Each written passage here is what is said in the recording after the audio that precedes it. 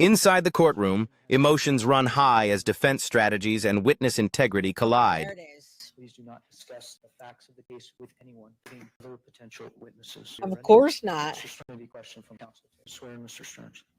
Oh yeah, everybody has big feelings about that today, Nettie, and that's what chat's for. I have big feelings about it too, but I'm here presenting it, and I'm saying everybody has big feelings, but you all know at the end of the day who puts the best show and who crosses their T's and dots their I's. So I don't think that that's going to get him out of anything by any means. Any of you guys, I don't think any of that, but it is going to be a component to their defense. And thank you, Carolina Hurtado Justice, for Madeline. 13, forever 13. She would be 14, right? All right. Oh yeah. We're just going to check my Google Map and to see if I was agreed to.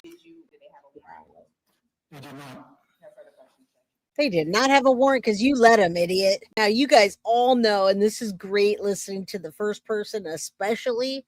The first person, especially, is fantastic. This guy handed over his phone because him and Jen Soto were so confident, guys, so confident that that his phone was deleted. All right.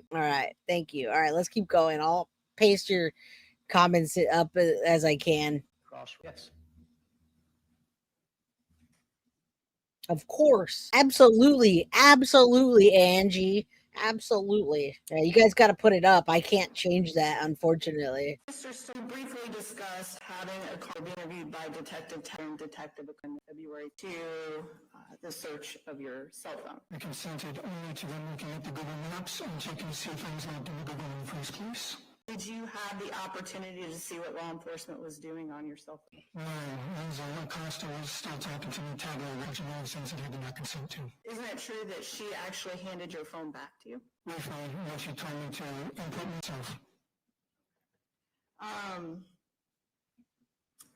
Well, listen, he's freaking doing this and sorry if that hurt your ears, guys, but he's literally going up and like into the microphone. The great part about him testifying about this is he was very aware of what was going on, but when you watch the body cam, he wasn't as aware as he is now. He was kind of going through the motions of what he needed to do, knowing that he might get caught, but also thinking that everything was deleted.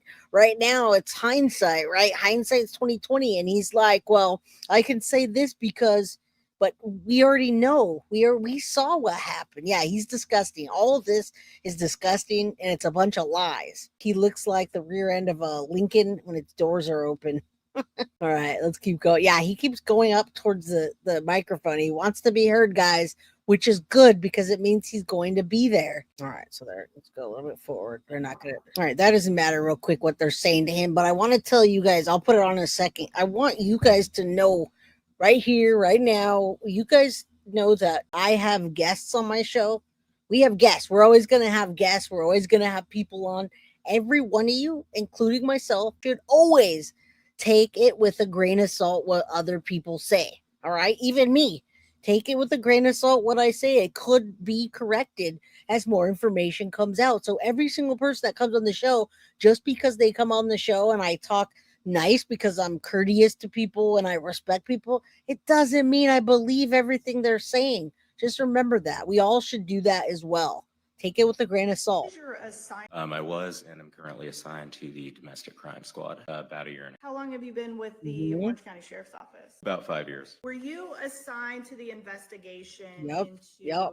Madeline Soto, who was reported missing? Did you have the opportunity to come into contact with somebody identified? I'm just going to answer that real quick, Claudia, because he doesn't need to. He's not in front of the jury or anything. And I mean, maybe, Koberger wanted to. Koberger's been showing up in a suit and tie, but I guess he just didn't request it.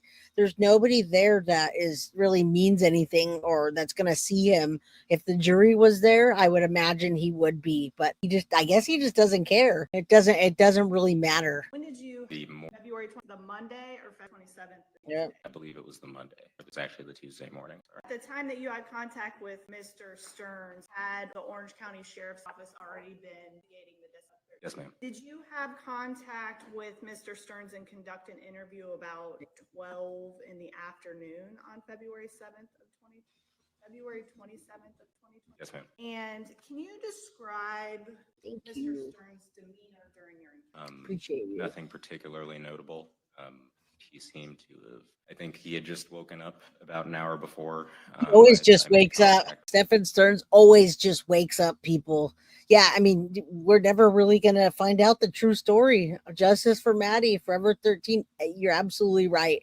Maddie's not here to tell it, and her perspective is the only one that it really matters, right? No, Jen's going to say one thing, Stephan's going to say another, his parents are going to say another, the courts are going to say another, defense is going to say another. I mean, that's what fascinates us so much, is to find out answers, right? And yeah, it doesn't matter because it's innocent until proven guilty.